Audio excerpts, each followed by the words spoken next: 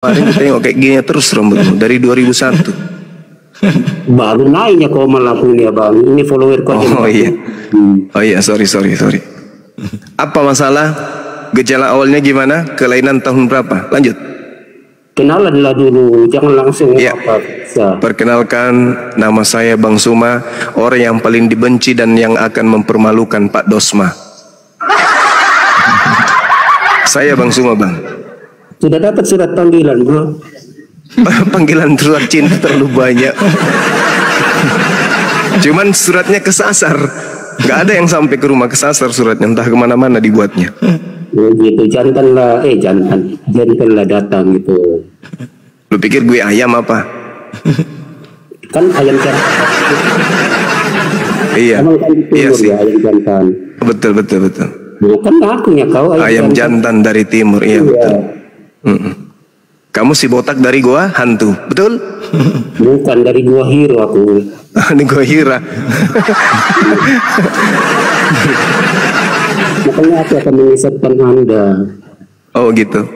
Kalau orang diajarkan kemudian oleh sosok makhluk yang mengajarkan kemudian kita mendudukkan Nabi Isa alaihi salam sebagai rasul, sampai kita menghembuskan napas terakhir, Isa tetaplah rasul, apakah itu sesat? Enggak.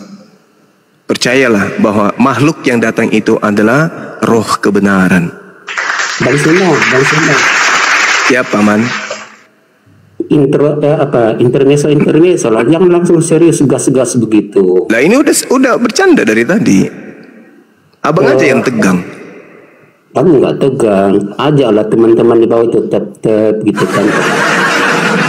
Maksudnya apa? Ajak tulu gitu kan. Tulu gitu. Iya, enggak apa-apa, tetap gitu, share gitu kan. Oh, minta mawar, teman-teman silakan kasih giftnya kepada saudara Qasim biar besok bisa beli rambut wig. Jangan itu abang semua. Aku dari tadi dikeroyok sama teman-teman murid-murid ini. Oh, berarti abang ini termasuk orang yang dicinta. Tanda-tanda orang yang dicintai oleh Allah dan diberikan harapan oleh Allah untuk menjadi hambanya yang baik, yaitu mereka senantiasa kontak dengan orang-orang Islam yang membimbing orang ini menuju kepada jalan yang lurus. Berarti Anda dapat kesempatan itu, Bang. Di manakah jalan yang lurus itu, Bang? Jalan lurus itu adalah ketika kita mendudukkan anak Maria itu sebagai Rasulullah. Oh, saya kira fattaqullaha wa ati'un. Haza siratul mustaqim. Bertakwa kepada Tuhannya Nabi Isa dan juga taat kepada ajaran Nabi Isa, itulah jalan lurusnya itu.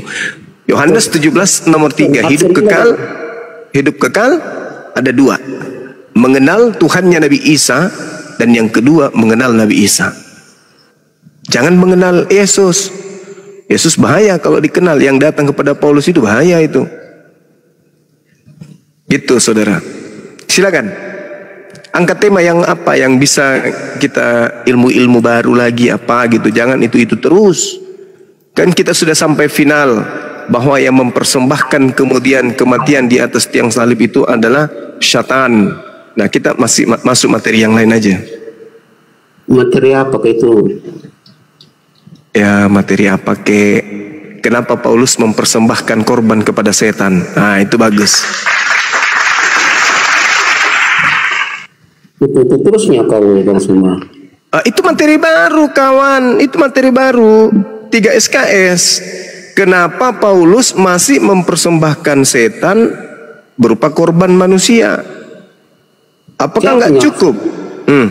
Apa setan itu? Ya, setan yang datang kepada Paulus yang mengaku Mesias, itulah setannya. Oh, utusan itu. Iyalah. Gitu ya.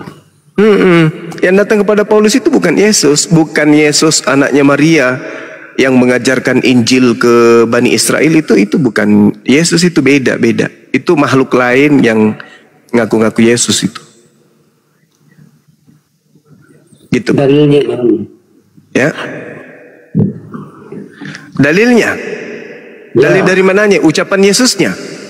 Matius 24 nomor 4 nomor 5. Waspadalah kepada penyesat yang datang dengan memakai nama Yesus dan berkata, akulah Kristus.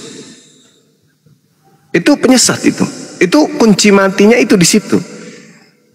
Jadi kalau ada orang, ya gimana? Kalau misalnya sesungguhnya nabi palsu itu suka tinggal di gua, gimana itu?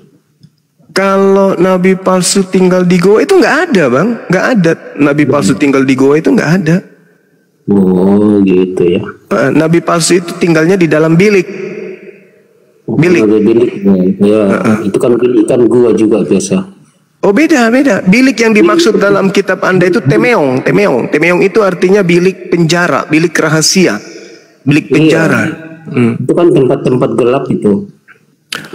Kalau dikatakan tempat gelap, itu tidak diterangkan kemudian di dalam kitab saudara. Yang ada malah justru iblis itu dilemparkan ke dalam alam kubur. Itu loh. Iblis dilemparkan ke dalam dunia orang mati, dalam kubur. Siapa yang masih dikubur sekarang, nggak bangkit-bangkit? Kalau yang dikubur sekarang banyak, Paulus, Lukas, Markus, Matius, Petrus, Yohanes masih dikubur semua itu. Siapa lagi? Ya semua orang yang sudah meninggal dunia. Tapi keistimewaannya kemudian di dalam Al-Quran, Nabi Muhammad SAW, semua nabi siapa yang masih dikubur juga? Kalau di dalam Al-Quran, Nabi Muhammad SAW itu masih hidup. Wala tahsabanna alladziina qutilu fi sabilillahi amwata bal ahya 'inda rabbihim yurzaqun. Masih hidup beliau sama seperti Nabi Musa. Iya, kalau hidup di mana dia sekarang? Oh nggak bisa karena mereka ada di alam roh. Berarti Anda bertakiyah. Bukan bertakiyah, ini ayat suci Quran. Sekarang coba saya tanya kepada saudara nih. Nabi Musa itu pernah dikubur nggak Nabi Musa? Pernah. Pernah. Mati berarti ya? Iya betul. Kemudian dia diangkat. Hah? Di mana itu diangkat? Mayatnya hilang. Di mana? Di mana dalilnya tertulis mayatnya Musa hilang? Ini dulu ya. Ini kita saja Nabi Anda sekarang ini hidup di ada sekarang. Kenapa? Nah dia katanya mati, hidup. Seluruh manusia yang sudah mati itu di alam barzah. Nah berarti dikubur. Dikubur dengan barzah itu beda, Cak Ayu. Beda. Di Makkah sana. Oh beda, itu kubur dalam pandangan alam manusia. Berarti dia mati tetap mayat, bangkai. Oh enggak dong. Buktinya gini. Nabi Musa alaihissalam di dalam Ulangan 34 itu sudah dikuburkan. Tapi faktanya di dalam kitab Matius 17, Markus 9, ini faktanya, ini pelajaran untuk saudara. Yesus kemudian bersama dengan Petrus dan juga Yakobus itu pergi ke sebuah gunung yang tinggi bertemu dengan Musa. Bahkan Yesus bercakap-cakap dengan Nabi Musa. Katanya sudah dikubur. Kok ada Nabi Musa? Berarti betul lah kata Al-Quran. Wala tahsabanna alladziina qutilu fi sabilillahi amwata. Jangan sekali-kali kamu mengira bahwa orang-orang soleh yang gugur di jalan Allah itu mati. Sebenarnya mereka tidak mati. Mereka itu hidup dan di sisi Tuhan yang mendapatkan rezeki. Ini iman kami, Bung. Ini iman kami. Alhamdulillah ternyata di Bible membuktikan itu. Nabi Musa bertemu dengan Nabi Isa alaihissalam di dalam kitab saudara. Entah itu betul, entah itu salah. Yang jelas saya mengimani kitab suciku. Nah sekarang pertanyaannya, apakah Anda mengimani kitab suci saudara? Kalau iya, berarti betul. Orang yang meninggal jangan kau kira meninggal. Mereka semuanya hidup. Subhanallah. Musa menjumpai Yesus di atas gunung sama Elia. Pertama Musa kan? Iya betul. Subhanallah. Berarti jangan mengira orang yang mati itu orang yang gugur di jalan Allah, orang yang berjuang di jalan agama Allah itu meninggal. Mereka tetap hidup. Kalau Anda mengatakan Yesus bangkit dengan tubuh kemuliaan, berarti mereka juga hidup dalam tubuh kemuliaan. Buktinya, kalau Anda beriman kepada Bible, maka Matius 17, Anda harus mengimani Nabi Musa masih hidup, padahal beliau sudah dikuburkan. Nah, halo dari sini. Gimana dong? Gimana dong? Iya, gimana Apa kawan? topik kita ini? Ya, saya cuma mengikuti arah saja. Anda mau bawa saya kemana, saya akan pergi ke sana. Makanya gue bilang, cari materi yang paling berat, yang masih baru. Kasih turun yang lain supaya enak botak aku kelihatan itu besar sedikit. Oh, mau dibesarin? Ya udah besarin si botaknya kawan kita ini. Nah, buka kamera, betulan botak atau tidak? Belum cukup follower baru 40 biji. Baru 40, maunya berapa? Ya, yang ikhlas aja. Yang ikhlas aja. Ayo teman-teman di follow teman kita ini. Mudah-mudahan besok beliau bisa menggunakan hatinya. Abang, udah berapa lama diskusi lintas agama? Saya diskusi lintas agama itu sudah lama, 2005 mulai. Wih, udah berapa tahun itu? 2005. Hitunglah. Hampir 20 tahun. 20 tahun. Iya, Anda belum lahir, saya sudah mulai berdebat. Nah, udah lah. Umur Anda sekarang kan baru berapa? Baru 72. Waduh. Lahir Bang Juma, lahir lebih berklen. Sama itu. 27. Sama itu makanya. 19 tahun saya belajar Bible, 19 tahun. Apa titel tertinggi di Kristen untuk belajar Bible? Titel tertinggi itu apa? Di Kristen. STT? STT? Di Kristen. STT ada. Sarjana teologi. Sarjana teologi. Di sekolah tinggi. Kalau profesor itu kan berapa tahunnya? S1 5 tahun, tambah S2 2 tahun, S3 2 tahun. Oh, saya udah di atasnya profesor, 5 kali lipat lagi di atasnya profesor. 19 tahun saya belajar Bible. Itu bukan profesor lagi abang ini berarti. Iya, kompresor. Makanya semuanya pendeta-pendeta itu bahaya. Bersera. 2005 saya pertama kali dihadiahkan sebuah Bible dari teman saya di Departemen Agama, staf biasa. Sekarang dia menjadi kepala Depak di Toraja Utara. Di mana itu? Di Toraja di Sulawesi. Beliau juga aktif sebagai pendeta di gereja dan dia sebagai kepala Departemen Agama di Toraja Utara. Itulah orang yang memberikan saya Bible, saya belajar pertama kali. Niatannya kemudian mungkin ingin mengajak saya menjadi seperti dia, menjadi Kristen, tapi alhasil justru saya hitung-hitung ini menjelang tutup tahun, orang yang saya sahadatkan itu sejak saya belajar apologet itu hampir 500 orang lebih. Kirim-kirim nomor dulu, apa-apa ke sama semua sih. Itu pun saya mensyahadatkan orang itu nanti di tahun 2000 berapa teman saya ini resign.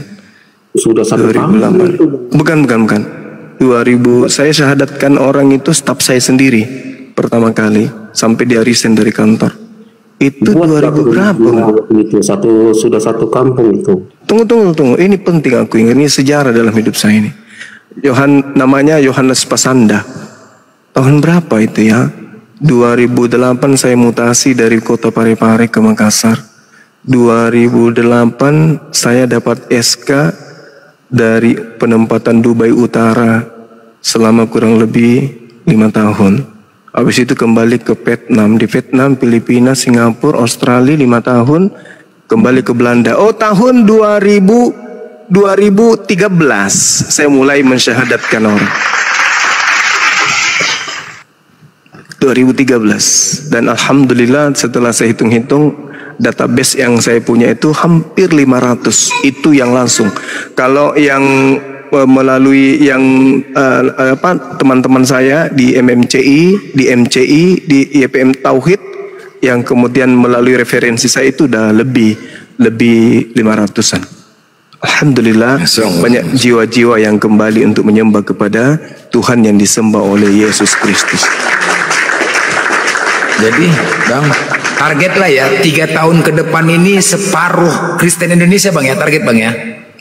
Kalau mereka mau diskusi dengan baik menggunakan pola akal, ya insya Allah. Iya. Bang Banyak Suma. juga Bang yang Iya. Bang Suma, Iya Paman.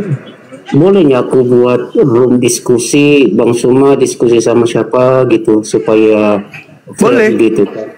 Boleh, yang penting jangan mengolok-olok Al-Quran. Saya pasti naik. Jangan mengolok-olok Al-Quran. Jangan mengolok-olok Nabi saya. Aku kick Jangan. langsung gitu kalau ngolok-olok Iya. agama orang lain. Iya. Jangan mengolok Al-Quran, jangan mengolok Nabi saya, jangan mengolok Tuhan saya. Ngolok saya, gak apa-apa. Katain saya security, katain saya cleaning service, katain saya TKW juga boleh, gak apa-apa. Abang Suma. Kapan bisa Bang Suma? Kemarin juga bisa. Tidak, tapi maksudnya saya Abang, buat room Assalamualaikum. Abang Suma datang. Waalaikumsalam warahmatullahi wabarakatuh. Ya, Abang Kosim permisi sebentar ya. Sebelum ditenang turun ini. Mau Siap. tadi sebetulnya udah turun, tapi udah pengen turun, tapi lihat Abang naik. Aduh, boleh satu kalimat ya Abang, boleh ya? Boleh, Cuma- boleh. Silakan, Boleh Ukhti. ya. Masya Ya, Allah. Ji punya puisi buat Abang. Masya Allah. Di sini pecinta beliau. Ya, Masya Allah. Terlalu cinta bahkan, Masya Allah. Dan Ji juga salah satu di samping penggemar beliau, fans berat beliau, Ji juga salah satu yang menerima hidayah karena kehadiran beliau. Alhamdulillah, Masya Allah. Alhamdulillah, Masya Allah. Ya, sama lakinya yang bule ya. Bukan laki Bang, belum. Itu gini Bang. Aduh. Orang tuanya ya waktu itu ya. Saya jadi lupa-lupa ingat. Iya Bang. Ukhti, orang tua. Ya. Orang Jadi tua Abang ya. Gini, ya sebetulnya nggak gitu Bang. Ji itu kebetulan ketemu sama Abang Ji. Mohon maaf ya Bang. Waktu itu karena khawatir dengan fitnah, jadi Ji bilang Ji sudah punya anak 2, padahal itu anaknya kakak. Anaknya kakak kandungnya Ji. Gitu, Terus Masya iya, Allah. supaya nggak ada fitnah karena Ji tahu Abang sangat dihormati kan, gitu Bang. Tapi Ji bikinkan Ya, lagu itu betul-betul karena Ji sangat mencintai Abang sebagai gurunda. Nah ini Masya satu puisi buat Allah. Ya, Abang cuma boleh ya Bang? Silakan. Ya. Bismillahirrahmanirrahim. Kok deg-degan nih? Ya Allah, tolong ya Allah. Patah hati Bang Blender, patah Tafadhol, hati tafadhol. Bang Blender. Bukan. Itu bukan. Bunga mawar, bunga melati, harum semerbak, merona, mewangi. Tak ditawar cintaku bersemi padamu Bang Zuma, pejuang Islam sejati.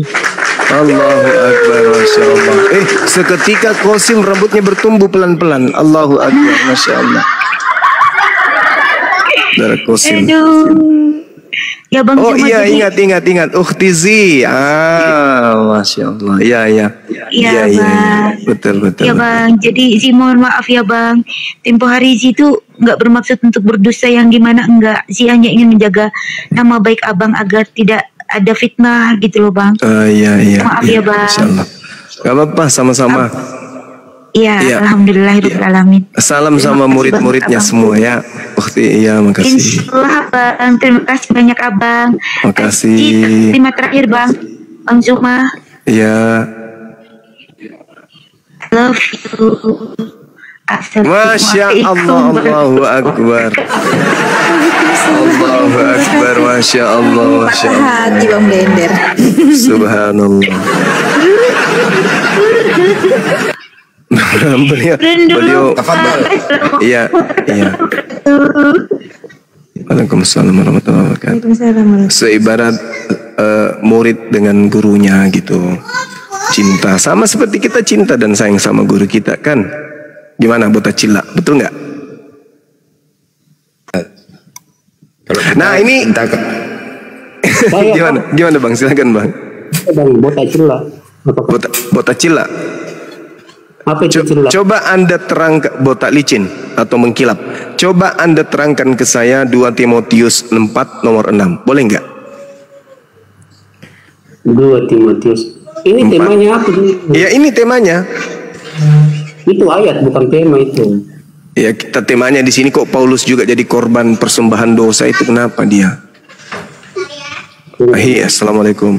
Mengenai diriku, darahku sudah mulai dicurahkan sebagai persembahan dan saat kematianku sudah dekat. Ini Paulus kenapa jadi korban persembahan dosa juga ini? Ini Paulus selalu lata. Di mana ayatnya tadi? 2 Timotius 4 nomor 6. Paulus di situ mengajarkan dia juga dipersembahkan darahnya. Oh, iya tunggu dulu ya. Ya. Cuma satunya hati itu nih loading dulu. Alamak, sudahnya tidak ada koinnya, HP-nya cuma 1, rambut nggak tumbuh-tumbuh. Jangan lagi itu Bang Sunda. Tuhan 3. Tuhannya 3, tak ada satupun di antara 3 Tuhan ini yang pemurah sama kita. Sama murid-muridmu tadi dari tadi aku sampai lupa irit jemput istri pula punya. Aduh. Sempurnalah kebahagiaannya kawanku ini. Masya Allah. Abang siapa lah aku dulu? Hah? Dulu nanti aku undang khusus datang di debat. Oh iya iya. Oke bosku, saya follow. Kamu sendiri nggak follow saya? Malas dong. Aku kan tapi itu aduh gimana pula. Ini Bota Cilla. Pertama kali pula aku jumpa dengan dirimu.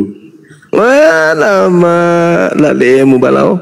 Kenapa bisa kayak gitu bahasanya? Coba. Kosim. Aku jangan di YouTube. Kosim. Malam ini keberuntungan samamu Kosim. Malam ini kau tadi jumpa Ustadz Kainama, di sini jumpa Bang Juma. Apalagi? Coba, ini suatu keberkahan sama kau ini udah. Guru-guru semua jumpa sama kau tadi. Apalagi? Macam mana berkah istrinya mau ngusir dia katanya? Aki, ya gimana? Bagus sekali Aki. Kalau sahadat langsung jadi ya kan? Iya namanya. Coba kurang ajar nih. Apalagi? Kosim. Gak apa-apa. Ayo teman-teman kasih dia koin, kasih mawar teman-teman. Dengar. Tadi si Kosim jujur sama saya, dia masih dalam perawatan. Oh gitu. Iya. Cuman Kosim. Tuh coba koin tuh. Karena indahnya di Islam Indonesia. Aku dong. Sudah mengakui dia tadi. Tembuskan 100 kawan. Dia mau beli gomo. Udah, teman-teman tahu nggak gomo itu? Tahu nggak gomo? Gomo, tahu nggak? Yang pelumas untuk besi karat itu? Iya. Itu bisa untuk saudara Kosim itu untuk numbuh rambut, itu bisa dipakai Mas. Macam oli ya? Iya, tapi ini mirip mentega. Jangan lagi. Oligarki Abang bisa itu Sim. Apa tema abang yang susah dekat sama orang Kristen biasa? Semuanya, setiap saya bertanya, tidak ada satupun orang Kristen bisa jawab. Ada tema yang selesai. Boleh aku tanya saja sama abang. Abang nggak boleh nanya sama aku. Udah dikasih koin nggak mau ditanya, ya nggak apa-apa lah, nggak masalah. Itu koinnya tuh, iya, kan? mengalir terus koinnya itu. Gimana Bung? 1.000. Hah? Benar-benar mau beli gemo ini orang? Nggak tahu diri kan namanya. Kau nggak aja kan nih. Sabar dulu Kosim, sabar kau dulu Kosim. Aku mau nyapa ini. Mama Yulia monitor.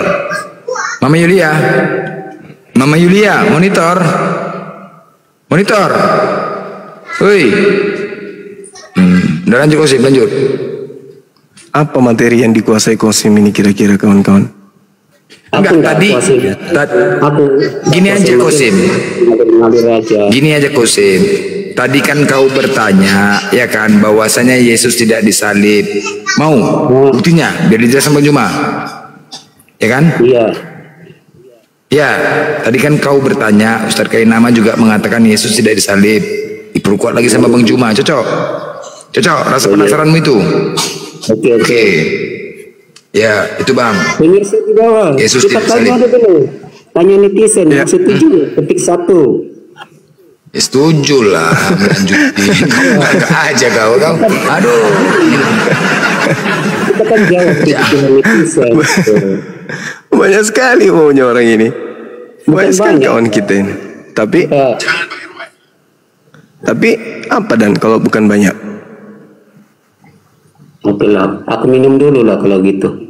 Iya, minum dulu. Minum dulu. Tidak ada pun ketik 1 di pilihan ini lah. Tidak ada yang setuju. Assalamualaikum warahmatullahi wabarakatuh. Waalaikumsalam warahmatullahi wabarakatuh. Bagaimana kabar Zuma? Sehat? Alhamdulillah Kiai, alhamdulillah. Ana sehat. Alhamdulillah. Dari tadi masih bingung tema. Bagaimana kalau saya yang kasih tema? Nah, tapi kemampuannya beliau ini temanya tema-tema dasar aja, tema dasar. Saya kasih tema, siap nggak saudara Kosim? Jadi netral, saya kasih tema biar enak ngobrolnya, nggak kesana kemari. Tapi Pak Kiai Kosim ini pun lemah, cuman lah. Dia pun lemah. Dia dalil kayak tadi mengatakan Yesus terkutuk itu berdasarkan karena sonkat Bang Handi ganas. Terima dia karena sonkat. bukan karena kitab, makanya penting lah menghadapi dia nih. Ya sebetulnya kalau mau saya kasih temanya itu sederhana saja. Apa alasannya ya secara dasar sebuah kitab dikatakan suci? Nah itu kan tema dasar tuh. Wah berat nih. Bayar dulu Bang, permintaan khusus bayar. Agak lain pakai, agak lain ini. Agak lain ini. Soalnya kalau agak lain saya nyerah lah. Kalau dipanggil berdakwah kan dibayar, dapat setidaknya transform lah gitu, ucapan terima kasih. Ini permintaan khusus ini bro. Bro. Tapi biarkan. Iya. Padahal temanya itu dasar loh. Temanya kan alasan kenapa sebuah kitab dikatakan suci. Kan dasar tuh alasannya. Ini loh abang, tidak mengurangi rasa hormat lah sama aku, sama mungkin anda Pak Ustadz lah gitu kan. Aku orang awam tuh tidak. Guru kami itu bangga sih. Nah kalau dia ini guru harus berani membayar seseorang yang tak belajar apa-apa untuk bisa menghadapi guru Anda gitu kan. Ya sudahlah, lanjutlah Bang Zuma, silakan lanjut, saya nyerah. Gini aja Sim, kamu bertanya aja Sim, satu pertanyaan yang menurut kami baik, kamu dikasih koin 10. Silakan. Oke. Jangan 10-100 lah, ini kelas ini 3. Oke lah. Kau ini dikasih nanti kurang asam. Ini kalau aku tanya, abang semua tak dapat jawab 100 koin ke 10 pertanyaan aja cukup lah, 10 itu 1000 kalau pun aku 1000. Alamak, Masya Allah. Kasih tunjuk istriku, aku ini dapat koin, makanya aku tidak jemput kau tadi gitu kan. Oh iya. Jadi dia nggak jemput istrinya. Kena marah. Ini ya kena marah. Dirayu supaya berarti istrinya dijemput sama mantan cowoknya berarti nanti. Nggak boleh. Apa kan ya? Dusta. Nggak boleh.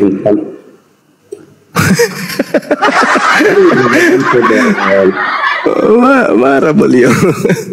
Aku tak marah, nggak boleh ngomong gitu, bicara tanpa bukti. Iya.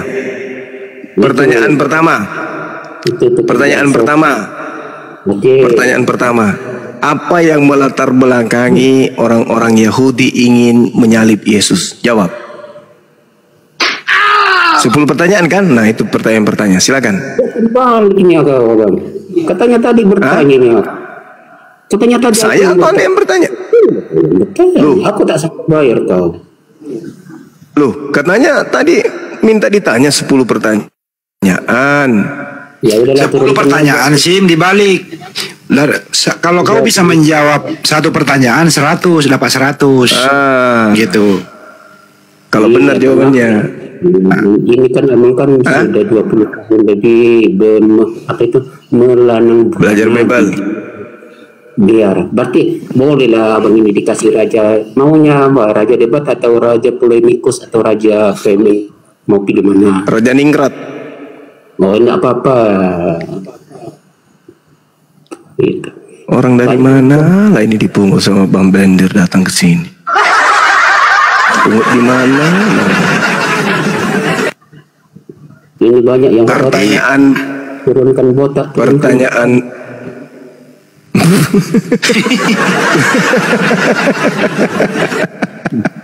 Botak cila lama. Ini kepala beliau ini kalau orang mau di hutan ini bagus. Orang mau bakar tapi tak ada korek, ini kepala dia ini tinggal dihantam pakai batu, cing, nyala.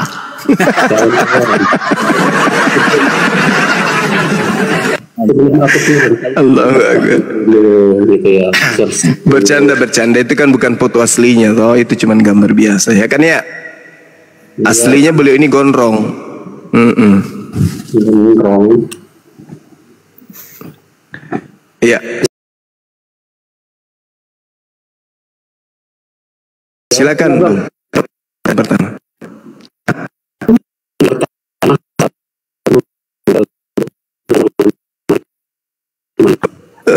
Mengaku anak kemarin, anak usia sudah 80-an anak.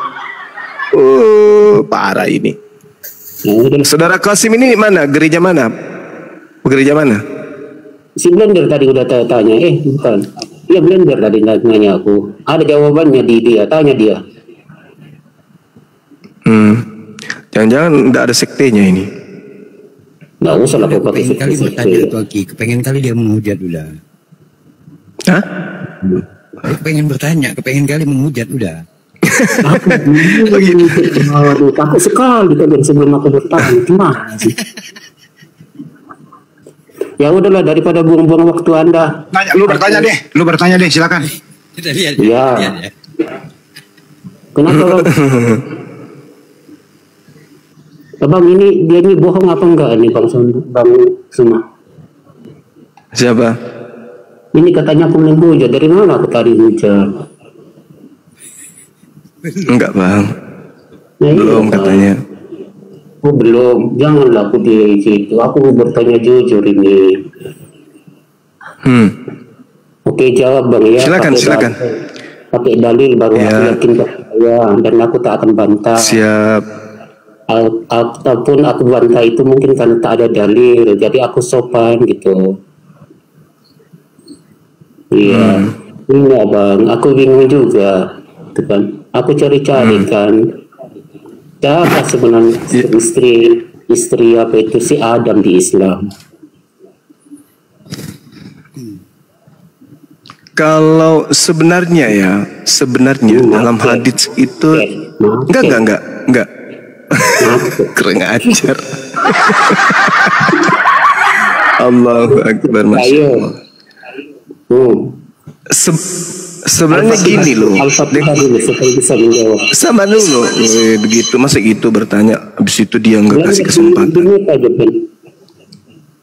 Iya. Di dalam Al-Quran itu tidak disebutkan tokoh wanita yang mendampingi Nabi Adam alaihissalam.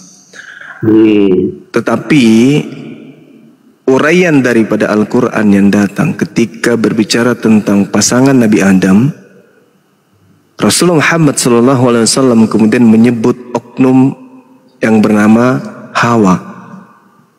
Di mana itu dari Adam? Hadis Rasulullah menyebutkan kemudian. Tidak, saya tanya di Bang. Kalaupun saya sampaikan kepada saudara pasti Anda tidak mungkin paham. Yang jelas di dalam itu kan Al-Quran itu kan menjawab, menyingkapkan segala sesuatu, menyempurnakan gitu kan. Iya, saking sempurnanya Al-Quran itu sampai diuraikan kemudian. Ya, ketika di Al-Quran dikatakan dalam surah Al-Baqarah, wahai Adam, tinggallah kamu bersama dengan istrimu di sini di surga. Nah, Al-Quran tidak menyebutkan kemudian bahwasanya istrinya di situ disebut namanya dengan sebutan Hawa. Di mana ayatnya? Paham sampai situ ya? Al-Quran surah Al-Baqarah ayat 59. Oke, bacakan terjemahannya. Silakan. Itu tadi saya sudah sebutkan tadi. Waduh, bahaya ini. Bahaya ini. Jangan lagi dari situ lagi ditiru.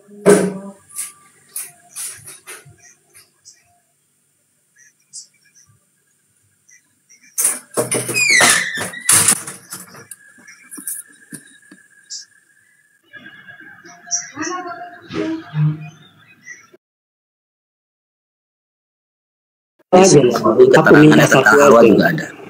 Wakulna ya Adam. Ini namanya. Wakulna ya Adam uskun anta wa zawjukal jannah. Wa kula minha ragadan haitsu syi'tuma wa la taqraba hadhihi asy-syajarah fatakuna minaz zalimin. Wahai Adam, tinggal engkau dengan istrimu. Jadi istri di situ dikatakan, tidak disebutkan kemudian dengan sebutan Hawa. Oke. Baginda Rasulullah Muhammad sallallahu alaihi wasallam, sabar dulu.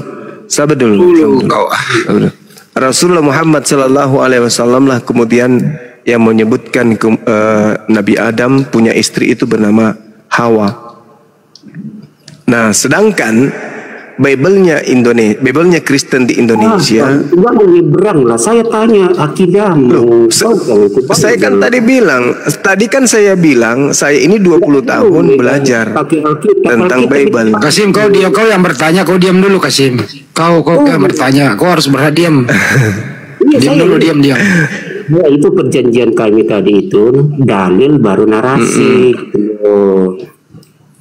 Iya, kan saya sudah mengatakan itu para saudara. Al-Quran tidak menyebutkan nama istri daripada Nabi Adam alaihissalam. Oke?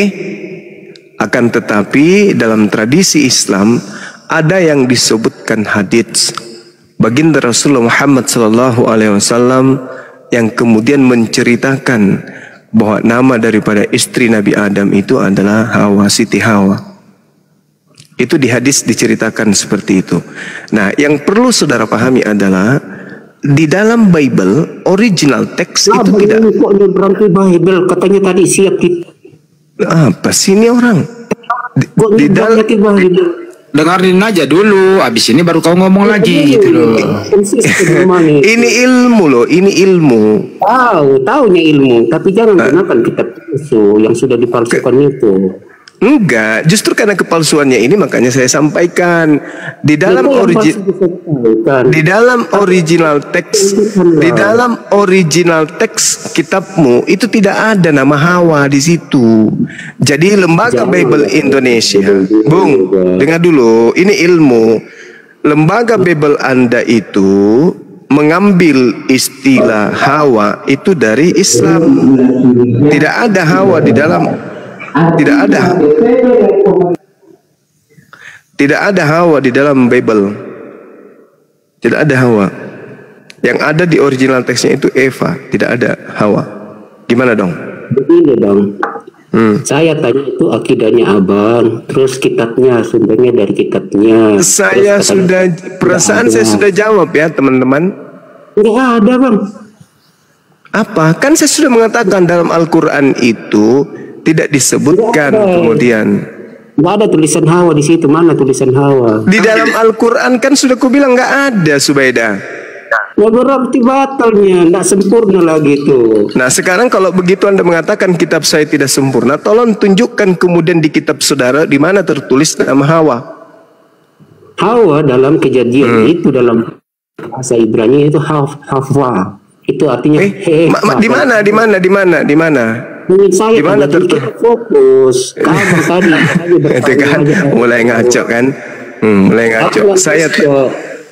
Saya tanya di mana? Di mana kemudian? Janjian tadi saya lontarkan 10 pertanyaan. Ya, ini baru pertanyaan pertama. Ini baru pertanyaan pertama. Saya katakan di dalam penjelasan saya bahwa tidak ada nama Hawa di dalam Bible, paham ya? Nah, tidak di dalam Al-Quran pun tak ada nama Hawa, tetapi Rasulullah Muhammad Sallallahu Alaihi Wasallam kemudian orang yang pertama menyebut nama Hawa. Iya, di mana dalilnya? Itu hadits. Oke, jadi hadis lebih sempurna dari Al-Quran. Justru hadits ini yang menguraikan istri daripada Nabi Adam. Kan sudah dikatakan tadi, wa qulna ya Adam uskun anta wa zaujukal jannah. Maka Rasulullah diutus ke muka bumi ini untuk menguraikan isi daripada Quran.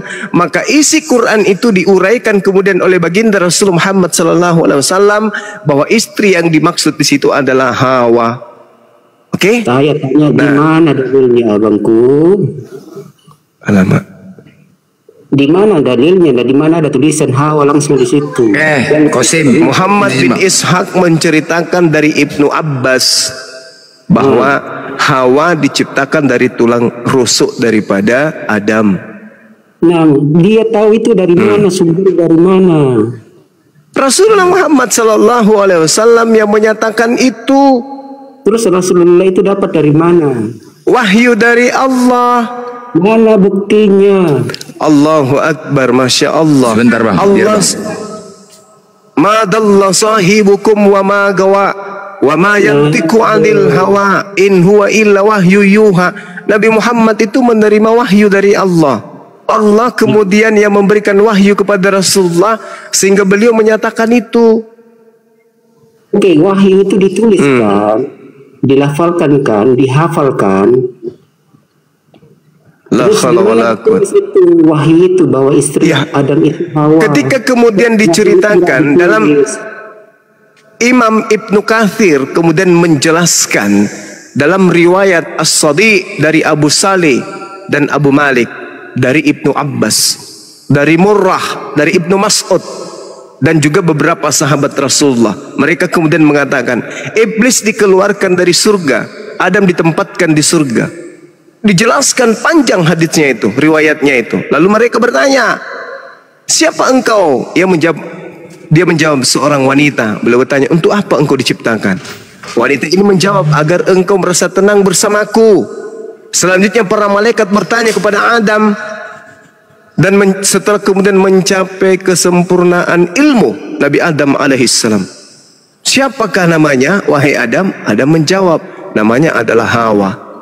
Itu disebut katanya tadi wahyu kepada Nabi Muhammad, terus wahyu itu harus ditulis. Ini kan informasinya ini informasi sanadnya kan lengkap saya sebutkan tadi, dari si ini, dari si ini, dari si ini. Terus dari mana dia?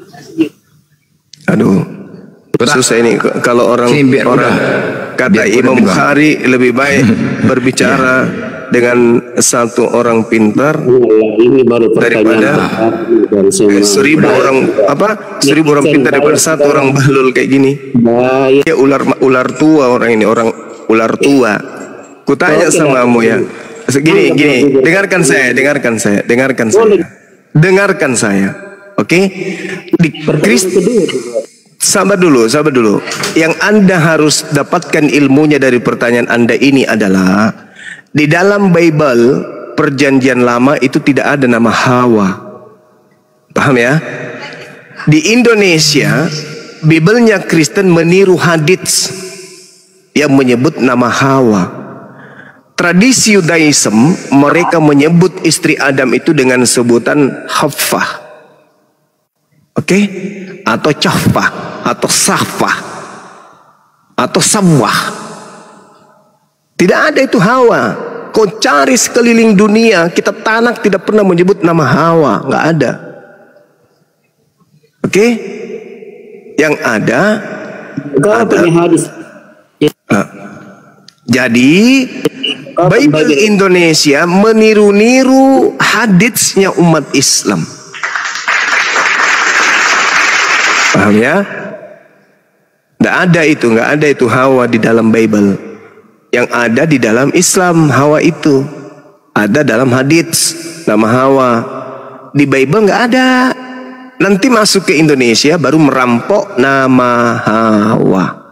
Ya, terima kasih pada pertanyaannya. Ini sangat menarik dan banyak orang yang nggak tahu. Yang benar adalah tradisi Kristen itu tidak ada sebenarnya sumber yang mereka bisa gunakan nama Hawa itu kecuali dari Islam. Itu yang perlu saudara-saudara ketahui. Kalau mereka bertanya tidak ada dalam Al-Quran, ada. Rasulullah yang menjelaskan, Rasulullah yang menguraikan nama pasangan daripada Nabi Adam. Rasulullah mengatakan itu adalah Hawa. Nah, di Bible ada nggak? Ternyata nggak ada. Di Bible itu tidak disebutkan nama Hawa. Yang ada adalah Khaffa. Itu. Nama Adam di dalam Bible itu Khaffa. Itu ya, sahabat-sahabat sekalian. Pertanyaannya di Yesaya 65:24, kenapa di sana disebut singa makan jerami? Silakan. Bang Timo. Masih ada PR-nya 8. Sudah selesai. Kamu ternyata bukan orang baik-baik. Kamu penjahat. Aduh, ya udahlah, aku dianggap jahat. Kamu itu sama seperti Paulus rupanya. Kalau Anda bertanya, Anda harus mendudukkan kemudian kaidah ilmu yang diberikan itu dari narasumber sesuai dengan disiplin ilmu yang ada. Kamu bertanya tentang Quran, berarti tentang Islam, berarti kamu harus mendasari kemudian pemahamanmu itu berdasarkan dengan disiplin ilmu Quran. Masalahnya akalmu tidak sampai ke sana. Akalmu tidak mencapai ke sana. Di dalam kepalamu itu tidak ada ruang untuk menerima ilmu Islam. Tidak ada. Kamu paham Bible aja untuk membedakan antara manusia dengan Tuhan kamu nggak bisa. Bahkan untuk membedakan antara 1 dengan 3 pun kamu tak sanggup. Tetapi kamu bertanya tentang ilmu tinggi Al-Quran. Ibarat anak TK bertanya tentang komponen kapal selam. Itu nggak mungkin. Tadi kupikir kamu itu saudara baik, ternyata kamu penjahat, kamu kayak Paulus. Maka saya menguji juga dirimu. Harus ada perlawanan dong. Maka saya juga menguji dirimu, karena pertanyaanmu itu pertanyaan orang-orang yang seakan-akan ahli pikir. Maka saya bertanya samamu, kalau kitabmu itu betul, kenapa disebut di sana kemudian singa makan jerami? Apakah betul? Singa itu makannya jerami. Dari tadi kan nggak jawab aku pertanyaan. Sudah, kamu bukan anak kecil yang mau disuapin. Ternyata kamu itu penjahat. Beda kalau kapasitas orang itu mau belajar dengan ternyata orang-orang yang pura-pura mau belajar. Beda. Nah, sekarang saya tanya samamu, kenapa di dalam kitab yang kau gunakan disebut di situ singa makan jerami? Pertanyaan saya, apakah betul singa itu makan jerami? Aku bukan ahli kitab, aku bertanya ini. Kamu ahli botak. Nggak ada pertanyaan bagi orang yang ngeyel. Kamu bukan saudara yang baik. Kamu itu penjahat. Kamu itu ular bludak. Kau itu keturunan Paulus. Di mana dalilnya Ismail anak Ibrahim? Ayo. Kau itu keturunan Paulus. Udah turunin aja. Kamu ke gereja, colok pantat pendeta, habis itu jilat tanganmu biar bisa tumbuh rambutmu. Tadi kupikir orang baik-baik, ternyata setan kita pelihara. Kepalanya aja yang botak, Aki. Otaknya Kalau dia baik-baik, lo mau 10 pertanyaan boleh. Tapi memang saya layani sampai pagi kalau orang mau belajar. Ini ternyata biadab. Bukan orang mau belajar dia. Dia keturunan setan. Ran, monitor. Lain kali nggak usah dinaikkan orang ini. Diblokir aja. Nggak layak.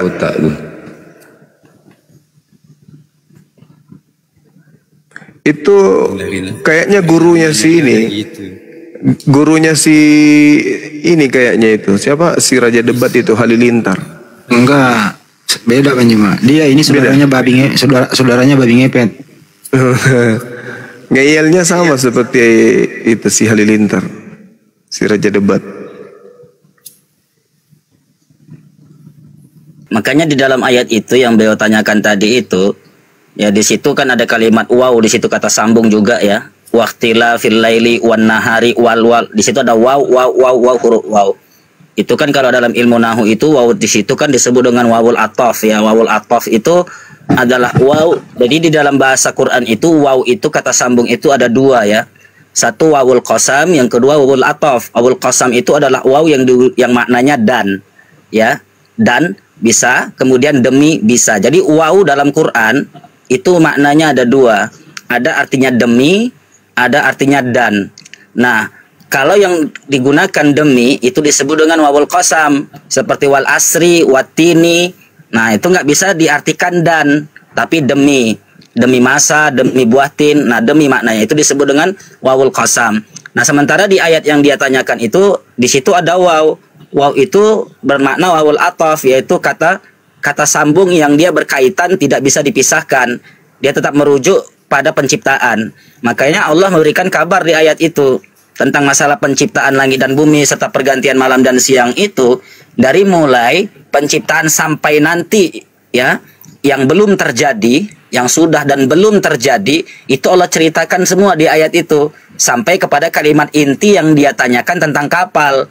Nah, kapal ini untuk lebih menjelaskan bahwasanya akan terjadi nanti orang-orang yang membuat kapal kemudian digunakan untuk berlayar, itu dikuatkan dengan kalimat allati tajri.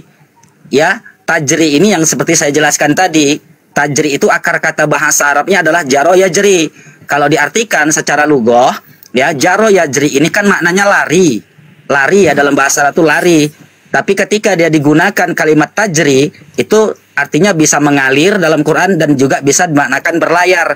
Maka di dalam kalimat tajri ini saja udah ada dua ilmu di situ. Satu ilmu nahu, yang kedua ilmu balaghah. Di kalimat tajri itu aja udah dua ilmu di situ. Ya, yang pertama fi'il mudhari yang diawali dengan huruf ta yang diartikan yang akan terjadi, kemudian maknanya atau artinya secara lughah itu nggak lagi lari, padahal akar katanya tadi kan lari, sudah berubah ketika digunakan di dalam ayat ini bukan lagi lari tapi berlayar, kan begitu. Nah, padahal asal katanya adalah berlari tapi berubah menjadi berlayar. Nah, dalam ilmu Arab, ilmu bahasa Arab ini disebut dengan balaghah ya. Jadi ada perubahan kalimat atau perubahan makna yang lebih daripada menghaluskan bahasanya. Maka di sini tajri fil bahri itu satu tajri ya, ada di situ balaghahnya dan ada nahunya yang diartikan fi'il mudhari, kata kerja yang akan datang. Yang kedua yanfa'u. Nah, yanfa'u itu asal katanya adalah nafa'a. Nafa'a itu artinya manfaat. Nah, untuk menguatkan fi'il mudhari'nya tadi diawali dengan huruf ya, yanfa'u. Nah, iyanya itu adalah fi'il mudhari' yang akan terjadi. Artinya ketika Allah Subhanahu wa taala mengabarkan tentang penciptaan, akan ada nanti terjadi yang mana adanya kapal yang berlayar di atas lautan dan dengannya an-nas. Nas itu kan manusia. Ini kalau mau saya jabarkan lagi lebih detail, nas itu kan artinya manusia. Di dalam Al-Qur'an ada 5 kata manusia. Dalam bahasa Quran tuh beda-beda. Pertama nas, 251 kali Allah katakan di Quran. Yang kedua Bani Adam, 7 kali Allah sampaikan dalam Al-Quran di 7 ayat yang berbeda. Kemudian yang ketiga Bashar, 68 kali Allah katakan di dalam Al-Quran yang artinya juga manusia. Kemudian insan, artinya juga manusia. Ya, itu Allah katakan dalam Al-Quran. Kemudian insun, ya, wa ma khalaqtul jinna wal ins. Ins juga manusia, 12 kali Allah katakan dalam Al-Quran. Nah, semua artinya manusia. Tapi di sini Allah menggunakan kalimat nas secara umum. Artinya seakan-akan Allah ingin sampaikan akan terjadi kelak nanti yang mana ada kapal berlayar di atas lautan yang dengannya itu bisa digunakan dan diambil manfaatnya bagi seluruh manusia tanpa terkecuali, tanpa pandang agama, tanpa pandang suku. Jadi arti nas itu secara umum. Ya, secara umum. Jadi mau dia itu beragama Kristen, mau agama Islam, mau agama Hindu, yang penting dia itu manusia. Nanti dengannya, dengan kapal yang mereka buat itu, mereka akan mengambil manfaat. Apa itu? Ikan dan apapun yang ada di dalam laut itu. Begitu penjelasannya secara rinci kurang lebih. Ya, Allah a'lam bishawab. Silakan lanjut. Masya Allah. Subhanallah. Nah ini beda kan kalau guru seorang kiai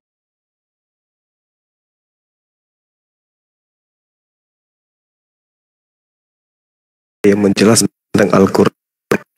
Masalahnya ilmu seperti sampaikan kepada plastik manusia palsu masuk. Iya, makanya tadi saya bilang Zuma, kita menjelaskan ilmu ini kalau untuk orang yang benar-benar belajar seperti tadi Zuma sampaikan, kita siap. Tapi kalau seperti tadi ngeyel, mencari pembenaran, ya itu tadi, jangan kalungkan emas di leher anjing. Saya mendapatkan ilmu ini 15 tahun belajar di pesantren, itu kan nggak main-main. Makanya sampai sekarang ini ilmu yang seperti ini kalau kita berikan cuma-cuma, bagi orang-orang yang seperti itu rasanya ya seperti kata Imam Syafi'i lah, tarkul jawabin alal jahil jawabun. Jadi meninggalkan ya, jadi jawaban untuk orang-orang bodoh tuh ya diam aja. Makanya saya diam aja kalau orang-orang begitu. Silakan lanjut. Allahu Akbar, Masya Allah. Masya Allah. Tapi kalau orang yang mau berpikir, Pak, masuk itu barang. Tapi kalau orang sudah tidak mau berpikir, sudah terdoktrin iblis, ya nggak masuk barangnya itu. Ya, pemahaman mereka ini kan gini. Ketika dikatakan kemudian di dalam ayat Al-Quran, A'udzubillahi minasyaitonirrajim, Inna fi khalqis samawati wal ard, sesungguhnya pada proses penciptaan atau keadaan penciptaan langit dan bumi, itu dianggapnya kemudian bahwa ketika ada kalimat wakhtilafil lail wan nahar, itu dianggapnya bahwa ini masih dalam rangkaian proses penciptaan. Itu Oten itu gitu cara mikirnya. Jadi dianggapnya bahwasanya ini adalah bukan sebuah cerita yang berkesinambungan kemudian, tetapi adalah satu kesatuan cerita yang terjadi pada masa itu juga.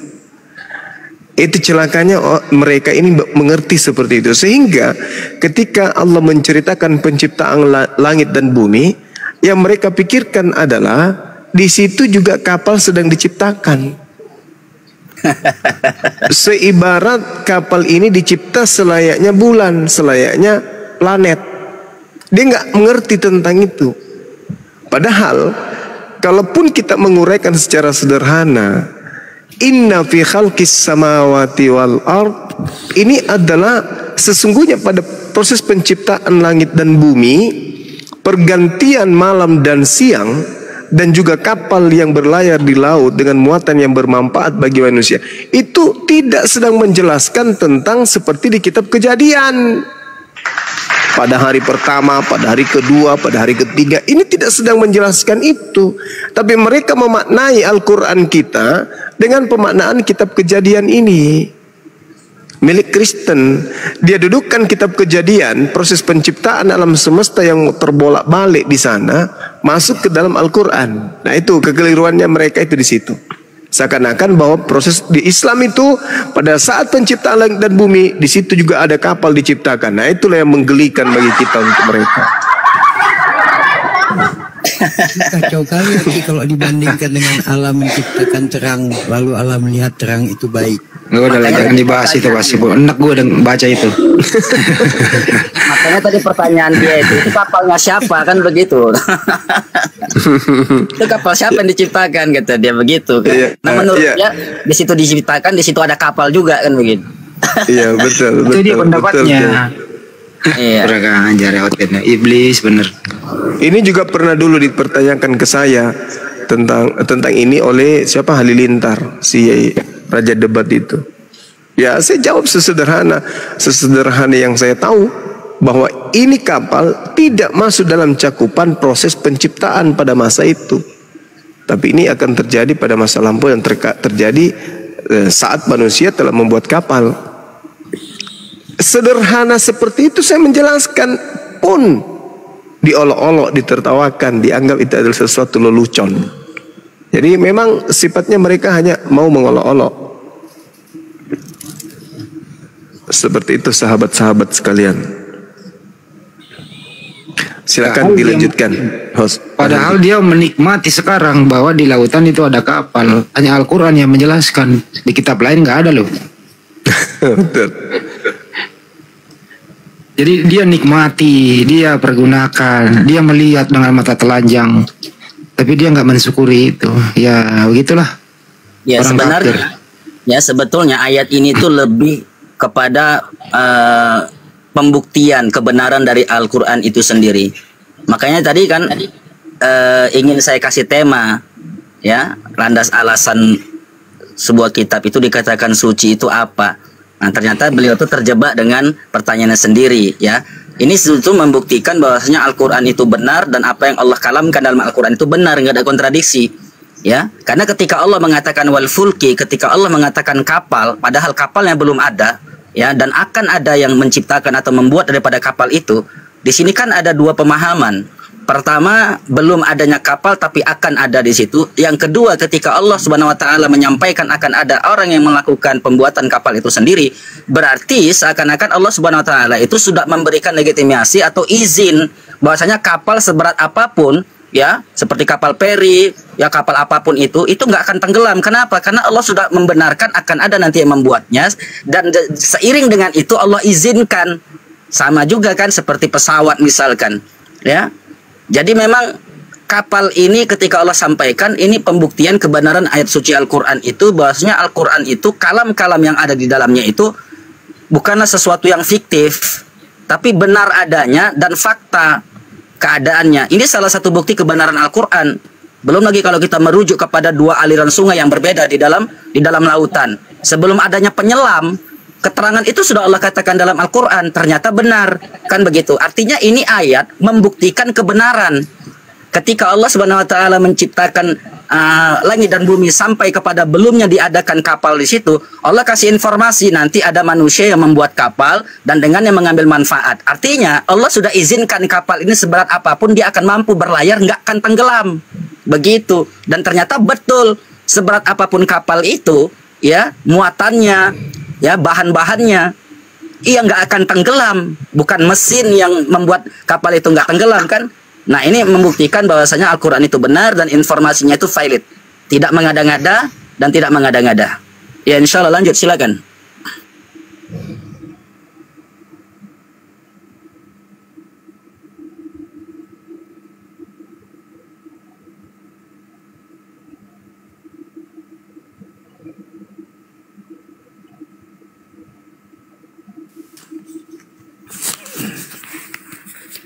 Assalamualaikum warahmatullahi wabarakatuh.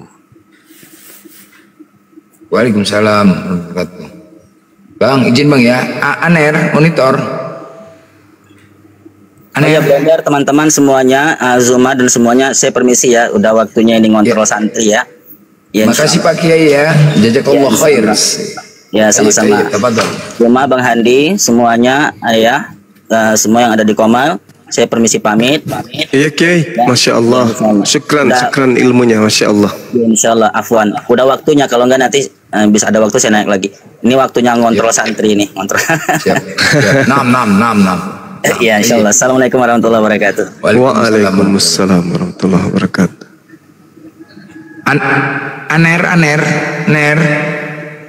Aner. Masya Allah, ilmunya Kiai itu, Masya Allah. Aner, ya, namanya Kiai. Emang pendeta. Enggak Bang Juma, saya merinding loh mendengarkan penjelasan dia loh, bener. Jadi apa merindingnya di mana? Saya nggak bisa ngebayangin Bang Juma kalau ada seorang Muslim masuk ke rumah Kristen, ditanya ini gimana kira-kira. Nah, Bang Hadi sering nggak mendengarkan ketika saya ditanya, saya bertanya kembali, Anda mau bertanya tentang Al-Quran atau mau bertanya tentang terjemahan? Betul. Karena kalau bertanya tentang Al-Quran, maka cara menjawabnya kayak tadi, kayak Ustadz Kiai kita. Itu kajian Quran itu pertanyaan yang identik dengan cakupan Al-Quran. Kalau mau bertanya tentang Al-Quran, ya gitu jawabannya yang tadi sama Kiai.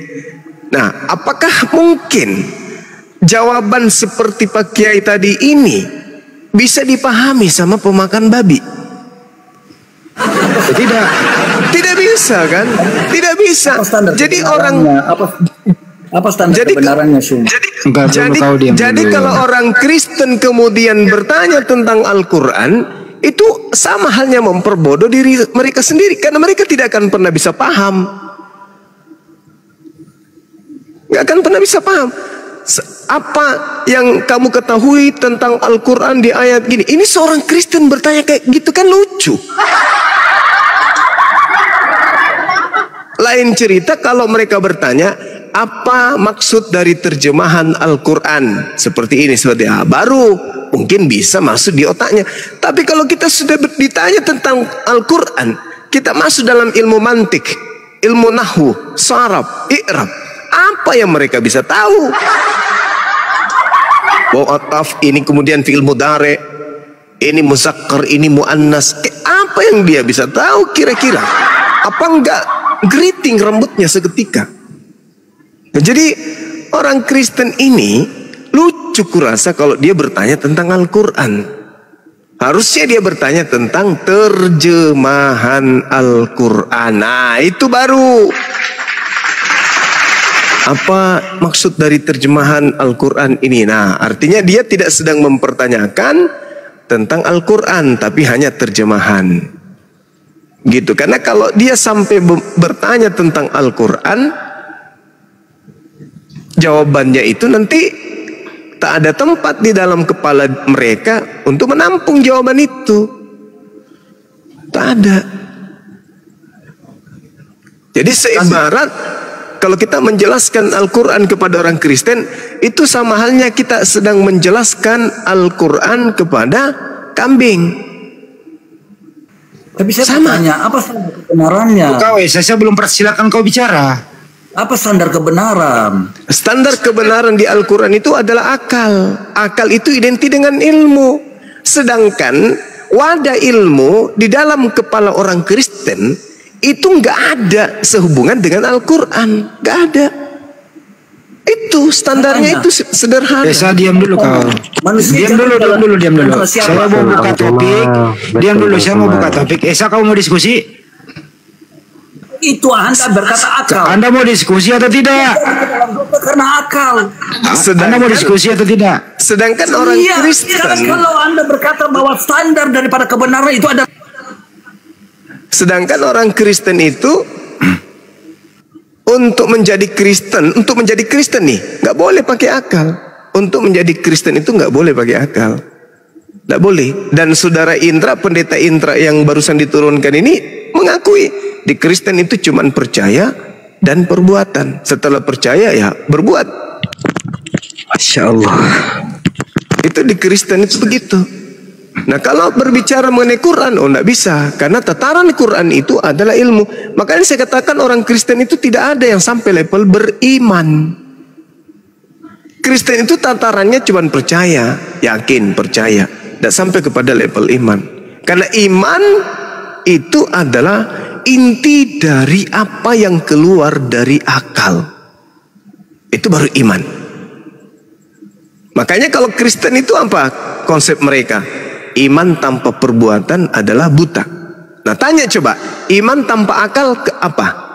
Bingung tuh dia. Iman tanpa akal apa namanya? Bingung. Dia mau jawab apa? Iman tanpa akal. Gak bisa mereka menjawab. Karena pada dasarnya mereka tidak sampai pada iman. Orang Kristen itu untuk menjadi Kristen tidak pakai akal. Apakah orang Kristen menuhankan anak Maria melalui proses akal? Tidak. Mustahil. Mustahil itu. Makanya Kristen tidak boleh pakai akal ketika mereka berbicara mengenai agama mereka. Tapi kalau berbicara mengenai kehidupan sehari-hari, pekerjaan, bisa. Kristen hebat. Tapi kalau berbicara mengenai keyakinan, berbicara mengenai agama, konsep ketuhanan, Bible, kitab mereka, itu nggak boleh pakai akal, nggak boleh. Kapan mereka pakai akal, maka mereka akan kecewa, mereka akan emosi, mereka akan jengkel, mereka akan stres, depresi karena menemukan diri mereka tidak sesuai dengan Bible. Seperti itu saudara-saudara. Jadi mustahile ada orang bisa memahami kekristenan dengan akal.